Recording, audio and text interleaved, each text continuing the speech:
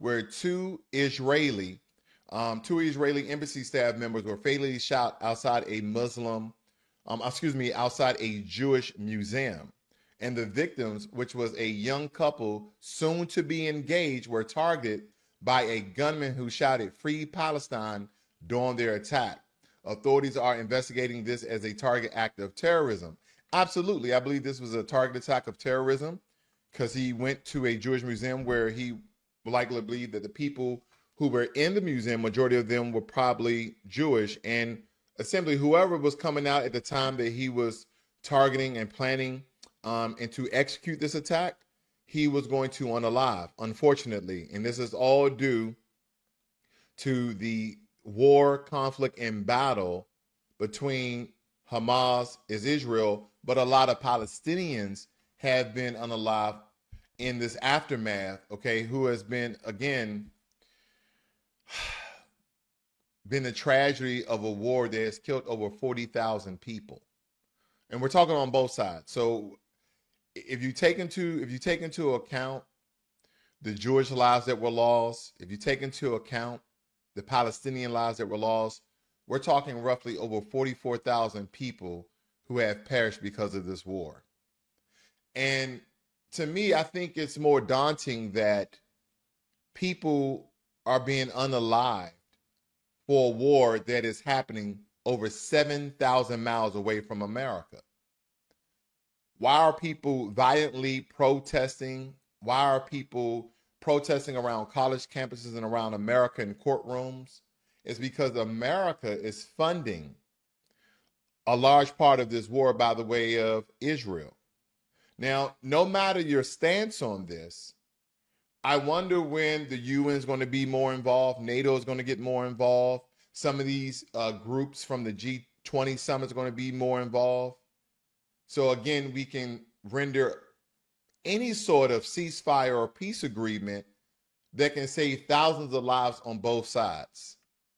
Now, of course, in this regards, the aggressor at this current moment are the Israeli Defense Forces, whereas they're trying to sort out, unalive, and capture the Hamas terrorists. But unfortunately, in that wake, there have been a lot of innocent Palestinians who've been killed. So again, I'll try to keep you guys abreast of everything that's essentially going on with that. But unfortunately, that is the current state where people are going to, because again, even though we have people who've been unalive because of this, this great tragedy, I just wonder when will come to end to the war in the Middle East against all these different countries. I want to share this news clip with you guys very quickly so you guys can hear it. Give me 1 second. Blooded political assassination. Today, Elias Rodriguez is being described by authorities as a terrorist fueled by hate and anti-Semitism, charged with firearms violations and murdering foreign officials. Anti-Semitism will not be tolerated, especially in the nation's capital. Now, we're going to continue to investigate this as a hate crime and a crime of terrorism. And we're learning disturbing new details that the suspect had flown into the Washington area on Monday and checked a 9mm handgun in with his luggage. The FBI says he bought a ticket to the event being held at the D.C. Capitol Jewish Museum, his alleged target location. So I guess the only questions that I essentially have when it comes, again, to this terrorist attack, as they always are, when it comes to the government, they always state that anti-Semitism will not be tolerated. In any part of America, she say for the nation's capital. Well, Palestinian people, okay, Palestine, Philistine, however you guys want to pronounce it, they are Semitic people as well. So is she referring just to Jewish people, or is she referring to Palestinian people as well? Here's another thing. I've really never heard anyone from any jurisdiction, city, state, ever say that anti-Black hate crimes will not be tolerated. I hear from other communities, I've heard when they had attacks on the Asian communities, that anti-Asian hate will not be tolerated, but I have yet to hear anti-Black hate will not be tolerated from any of our government officials on a large stage, like from a city like DC. Not very large in landmass, but again, very important to our country as the nation's capital. But I never heard those same sentiments when it comes to Black people. Even though when you look at the FBI data, the CIA data, the Department of Justice data, Black people are the number one group of people that hate crimes are committed the most against. And I'm not trying to make this a Black, Jewish, Palestine thing. I'm just looking at this in comparison. It's just a small comparison because I'll hear public figures come out and talk against hate of any other group on a national stage. So I think the comparisons are very relevant because we don't get that same energy. Now, let me talk about Harvard very quickly because the university argues that this move that Trump is doing is unconstitutional and retaliatory, impacting over 7,000 international students who play very pivotal roles in teaching, research, and sports. And the Department of Homeland Security justified the ban by accusing Harvard of fostering an unsafe campus and collaborating with the Chinese Communist Party.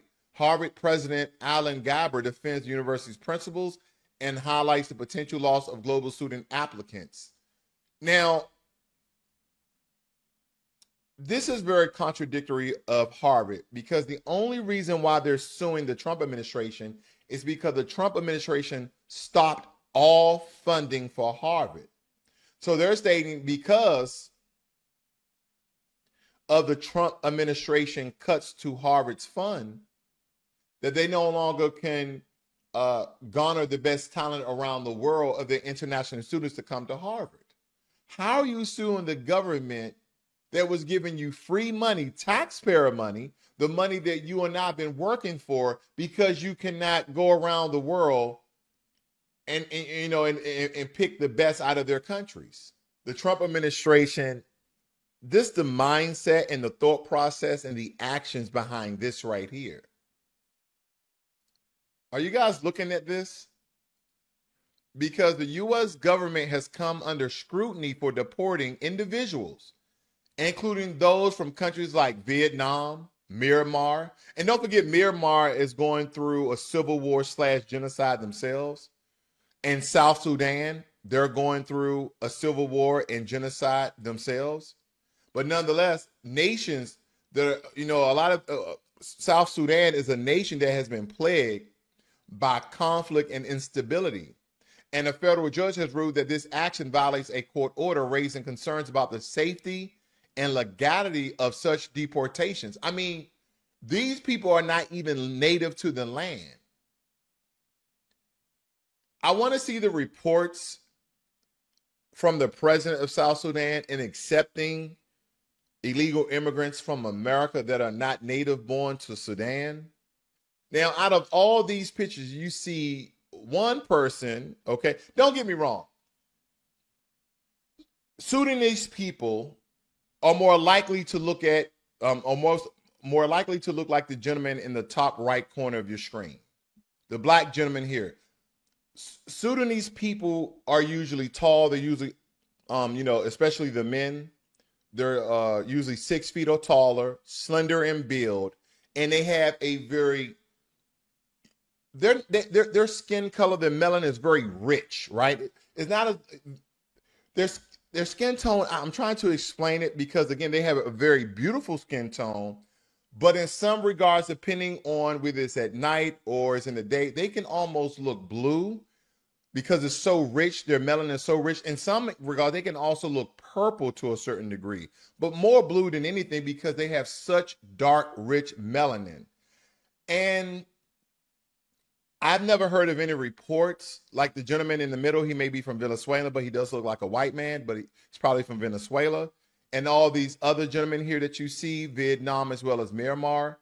And then the top left guy here and the guy right under the Black gentleman looks as though they're probably from Venezuela. Okay. And the other gentlemen look Asian.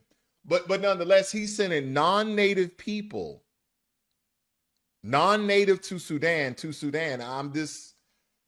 I'm very curious of why this occurred. Now, the states here that the foreign men convicted of crimes were placed on a deportation flight headed for the chaotic nation of South Sudan. Do not forget, South Sudan is at civil war. There's a genocide that's occurring over there, and you are deporting people to a very unstable country that do not identify with the language, that do not identify with the people. Now, it states here were originally from countries as far as Vietnam. They had lived in various places from California, Iowa, Nebraska to Florida, with one serving a sentence of nearly 30 years. They were accused of convicted crimes ranging from murder to rape, robbery, and assault. Despite their criminal records, a federal judge says the White House violated a court order on deportation to third countries, adding these 8 migrants aboard the plane were not given a meaningful opportunity to object that the deportation could put them in danger. Absolutely.